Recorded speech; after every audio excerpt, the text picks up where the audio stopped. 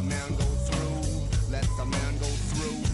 Move aside and let the man go through. Let the man go through. Move aside and let the man go through. Let the man go through. Move aside and let the man go through. Let the man go through.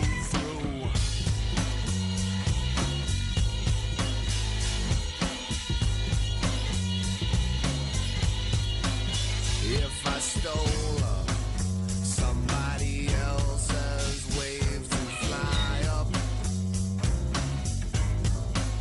and if I rose up with the avenue behind me,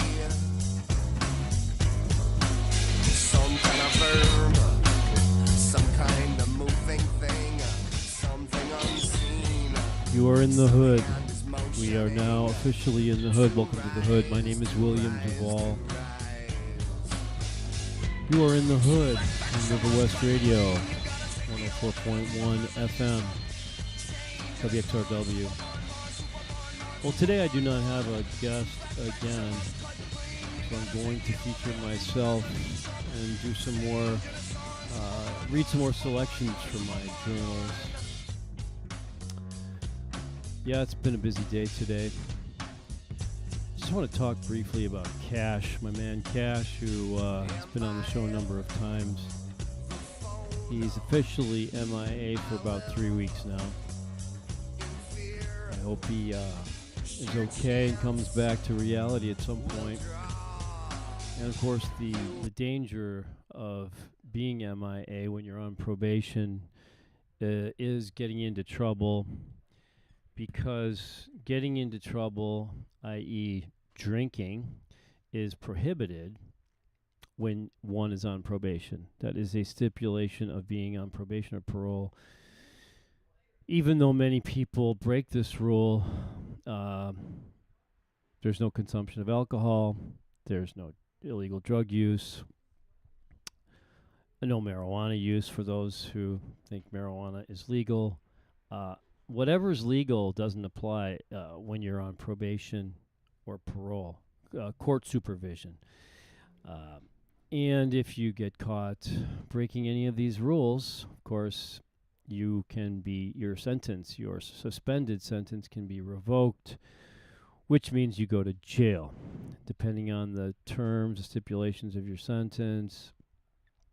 That can mean potentially after having been on probation, let's say for a few months or even a year or a few years, that can then mean going to jail for a stayed sentence, whatever that is. If it's a year, if it's 2 years or 5 years, that would mean going to jail for that amount of time, just because you broke a rule like drinking a beer or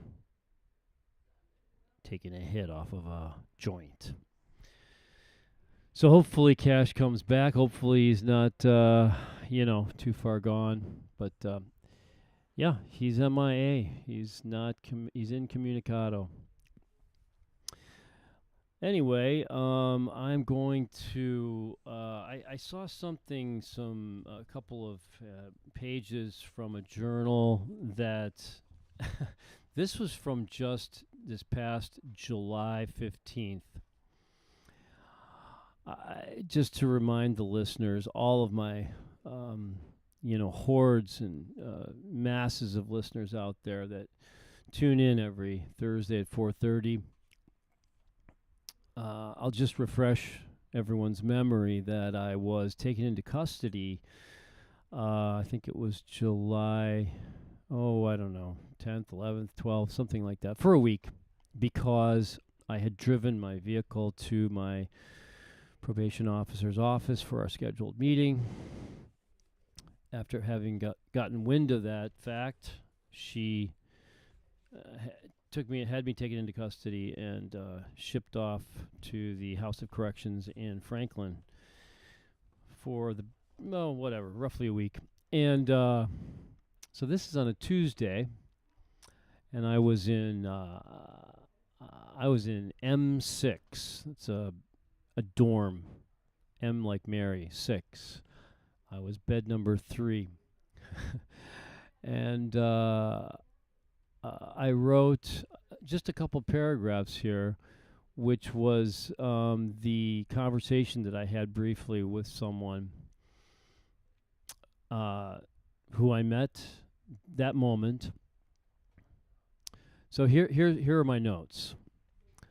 Yesterday, Psycho Mike introduced himself to me in the day room.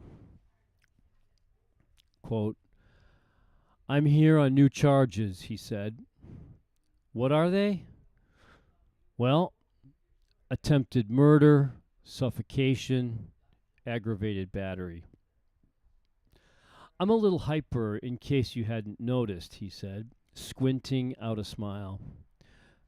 "I just got out of the hole." Mike spent 11 days in 2 different detention cells, aka the hole, or holes, however you want to look at it. "I'm crazy like that," he said. "I can just snap. You want to take my phone time? I'll take the phone and smash it in your face, then I'll wrap the cord around your neck and kill you. I'm crazy like that. That's why they call me Psycho Mike." Yeah, I had to write those notes down after having met Psycho Mike because as colorful a character as that makes him out to be, he's not altogether unlikable. He was personable, a decent conversationalist. I don't want to exaggerate, but I enjoyed talking to him. He was interesting and had some things to say. Obviously, that was quite interesting. Not the kind of person you want to bring home to mom necessarily, but being where I was, I guess those are the types of people you bump into just randomly when they check into your dorm, your pod, whatever. You could be a Psycho Mike. There was another guy I met who had a tattoo across his forehead with the letters Killer tattooed in large letters across his forehead. Killer. Yes. He also was a very colorful character. I didn't get to know him very well. I kind of stayed away from him, to be perfectly honest. I was in there on a probation violation, what's referred to as a PO hold, one of the most powerful tools in the United States jail system, court system, police system. It's one of the most powerful tools, period. There's no bond. There's no bail. No judge can get you out. No lawyer can get you out. Short of, plotting an escape, tunneling out of wherever you're being held, there is no way to be released from a PO hold, which is a probation or parole officer hold. These individuals, these people, they're men and women who work for the so-called Department of Corrections. They are handed this tool and this power to take someone who is on their caseload, i.e. me, to take him into custody for, it can be hearsay, it can be rumor, it can be an accusation, an allegation. I read up on this in the law library while I was there, and there is no court of law. There's like a kangaroo court that you can request to go to. You can request a hearing at this. I'll call it a kangaroo court because there's no real judge. There are no lawyers. It's you in front of these, I don't know what you call them. They have a term. They have a name for these people that run this so-called probation and parole court. But you don't have to prove anything in that court. And you can be revoked, and you can be, you can be basically, you can have your suspended sentence, i.e., your probation or parole, revoked, meaning yanked out from under you, and put into jail, based upon hearsay, allegations, accusations. There's no burden of proof required. The burden is on the defendant or the parolee or me in my case. It was on me if I wanted to challenge a revocation, which I wasn't being revoked, but if I were to be revoked and I wanted to challenge it, the burden would be on me to prove that I should not be revoked, and that whatever I'm being accused of is false, or that it would be up to me to do that. Anyway, I'm going to read now something also from that same... No, this is from last December 5th, 2024. I had been there at the Milwaukee County Jail on my serving my 5-month sentence for the DUI that I was charged with and sentenced. I took these notes. I went in on November 12th, and this is on December 5th, so I'd been there almost a month. And this sticks out to me because it's written on a loose piece of paper, not in a notebook, which I usually would write in. So I write, this is Thursday, December 5th. Utter chaos on the line, 2 consecutive days. T on lead, Joe stacking. 2 days, same 2 guys in the same positions, chaos. New guy, only 21.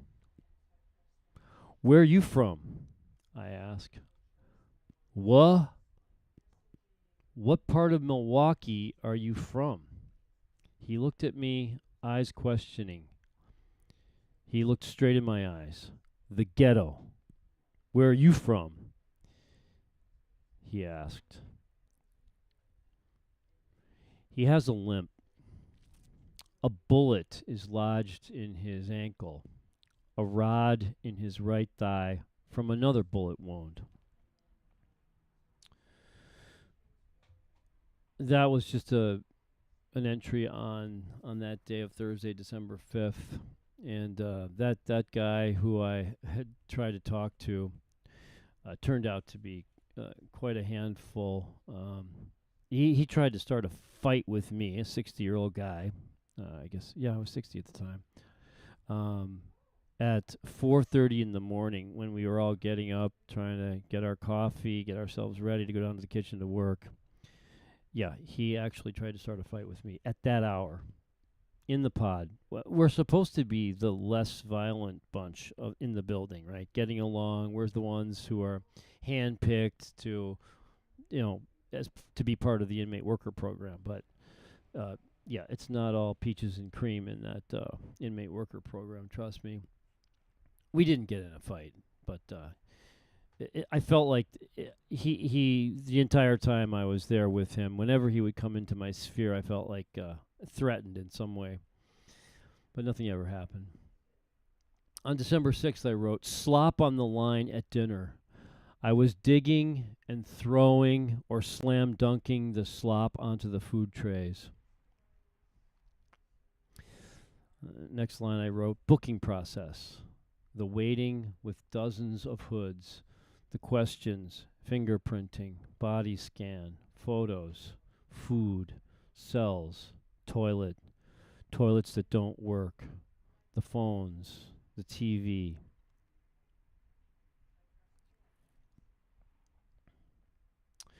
Two nights ago at 12:30 a.m., I was awakened to the sounds of a screaming female voice.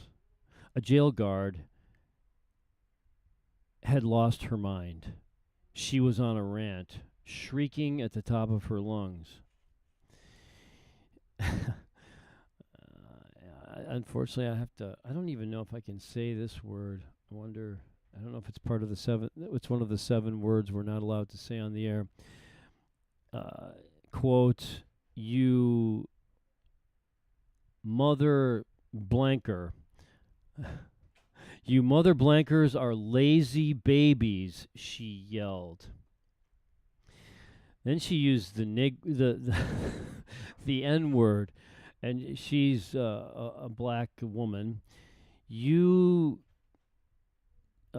blanks don't want to work. Fine. Pack yo stuff and get on up out of here. I'll put your ass in GP.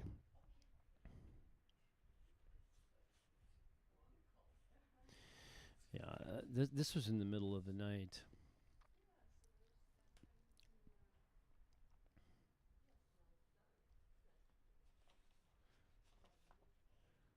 On Thursday, I was called out of the kitchen and taken to the medical clinic by a black female sergeant. We had a conversation in the elevator. She knew my judge, Lena Taylor. She had served in Taylor's courtroom as the bailiff for a number of years. She had a lot of interesting things to say about Judge Taylor. And she didn't want to say too much because she was worried or afraid to say anything negative about Taylor. But she indicated that there was a lot to say about the woman, the judge, the former U.S. Senator. Here's another journal entry. I got the Nike Air Max sneakers that my wife dropped off on Tuesday. She dropped the shoes 2 days before Thanksgiving. I finally got them today on Thanksgiving Day. After harassing, asking, begging, pleading with numerous guards to get the shoes from the front lobby. They were delivered to me in a clear plastic bag.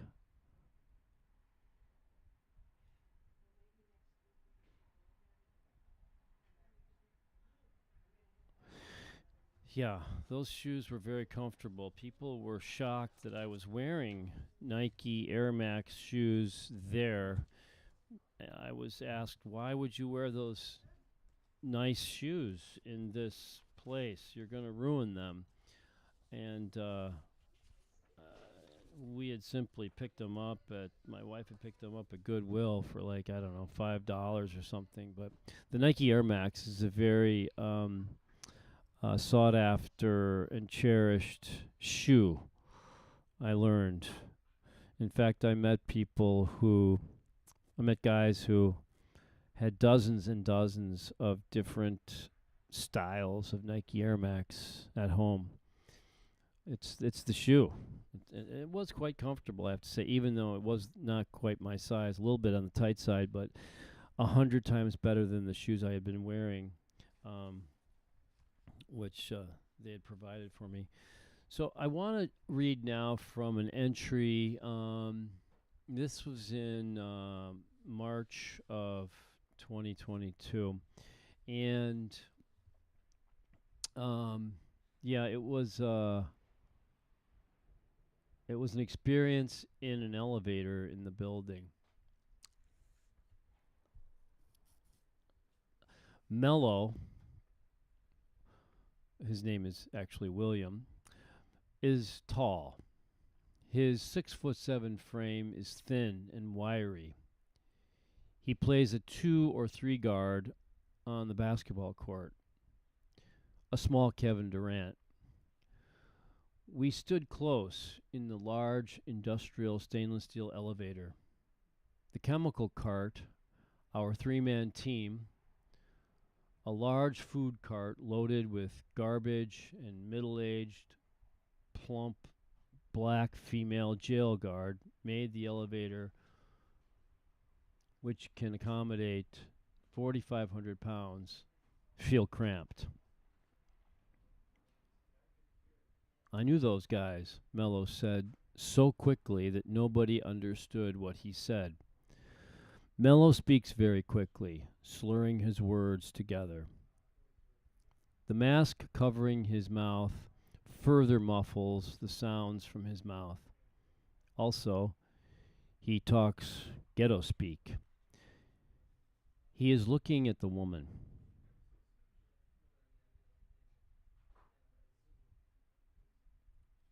What you say? The woman said.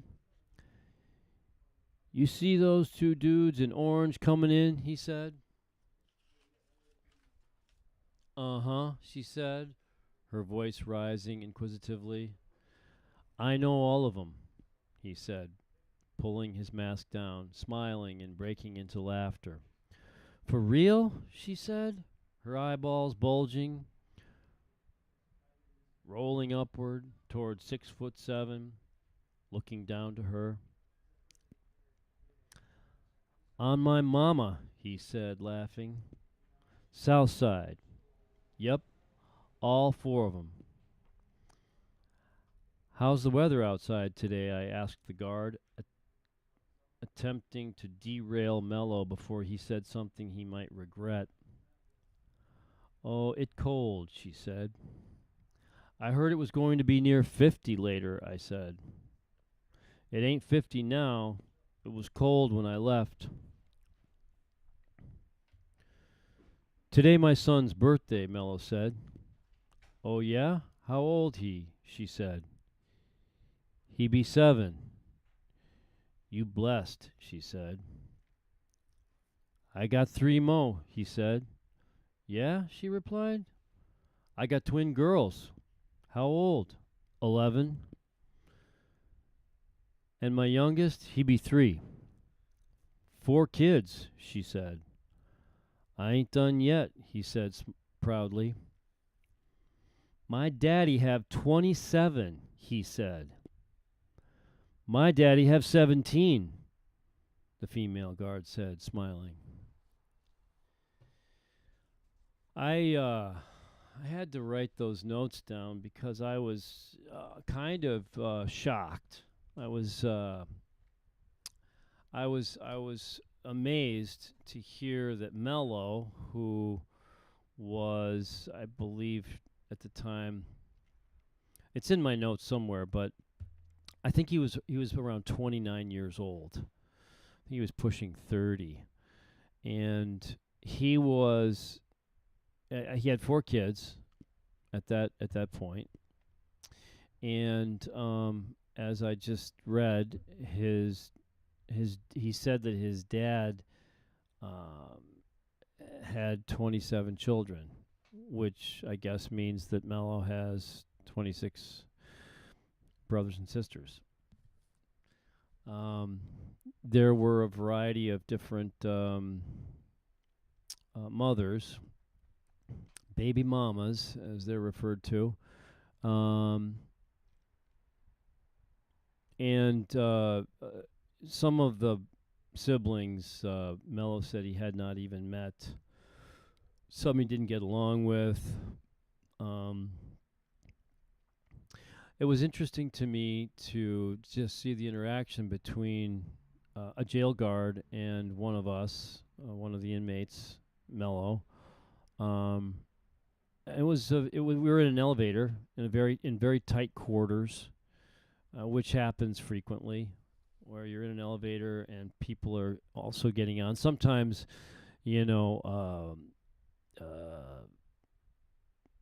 dangerous inmates are being transported, and the guards will tell you, do not get in the elevator, or they're waiting to get in the elevator and they will not get in with you. But oftentimes, whoever they're transporting or escorting, they get right in there with you. And they're all shackled up and, restrained. And literally there can be 10, 12, 14 people packed into an elevator with carts, and in our case we're always transporting a chemical cart. And in this case, when Mello and this jail guard had this exchange, this little conversation, and we're kind of comparing how many children their fathers had sired. Um, it, they were very proud of the fact that that their respective dads had 27 and 17 kids. It's a very interesting thing. I have 3 children. I have one a daughter. My eldest daughter is 35, lives in the Chicago area, and it was it was a struggle. It was a huge responsibility financially and otherwise to raise one human being.